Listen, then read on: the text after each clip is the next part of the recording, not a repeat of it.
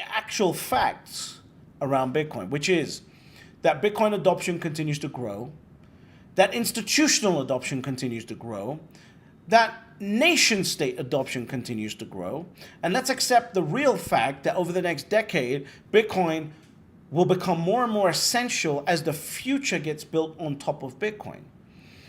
Let's also accept the fact that it's a matter of time before we get an ETF demand shock.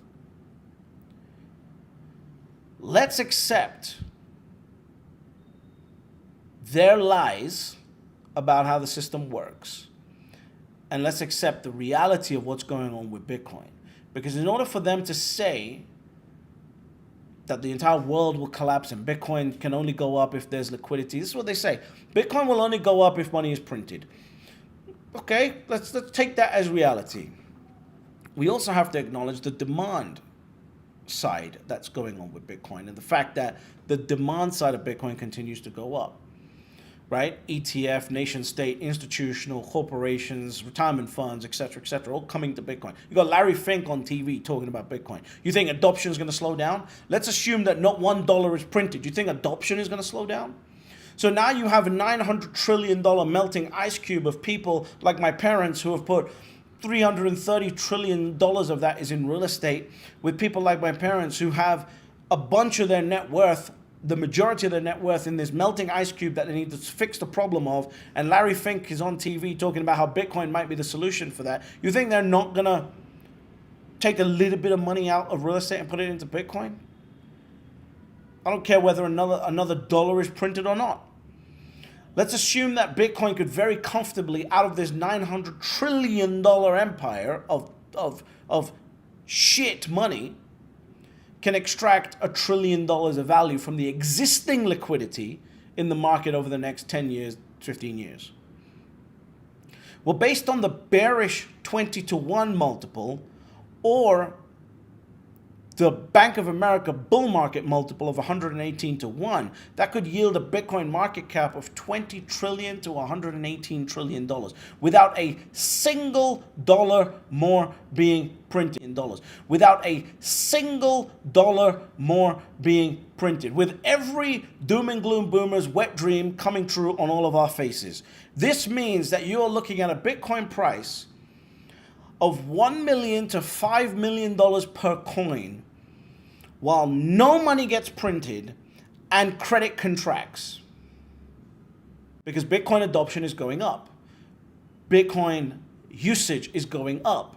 Corporations are coming in and taking Bitcoin and making their corporation easier, more efficient because of Bitcoin. So when you're holding this $900 trillion ice cube and it's melting in your hands and Bitcoin is an option, I'm easily going to take a piece of that ice cube and going to put it into Bitcoin. I don't need a single dollar more to be printed for Bitcoin to have the huge market cap expansion. Bitcoin is not simply going up because dollars are being printed. Yes, dollars being printed does add to the value of risk assets going up.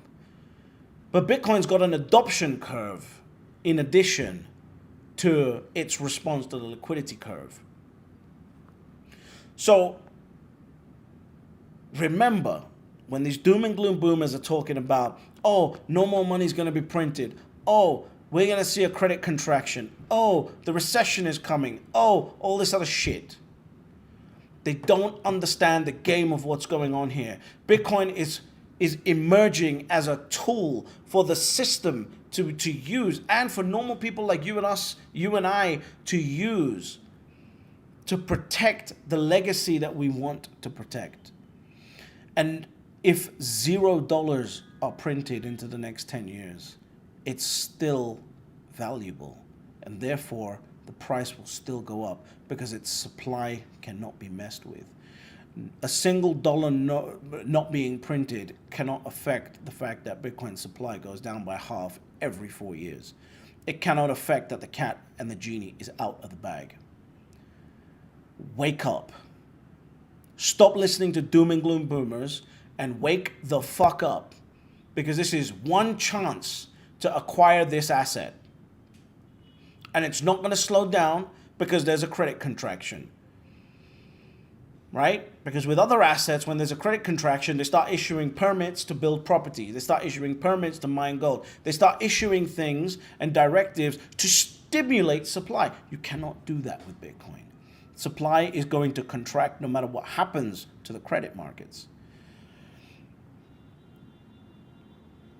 Seriously, wake up to what's really going on here. This is not your usual asset. Stop listening to doom and gloom boomers and stop getting suckered in to their wet dreams of destruction. Because despite any of their wet dreams of destruction, sounds pretty mysterious there. Despite any of that, Bitcoin adoption continues to grow, and there are still only 3 rules to Bitcoin. Step number 1, you buy Bitcoin. Step number 2, you shut the fuck up. And step number 3, you get fabulously wealthy.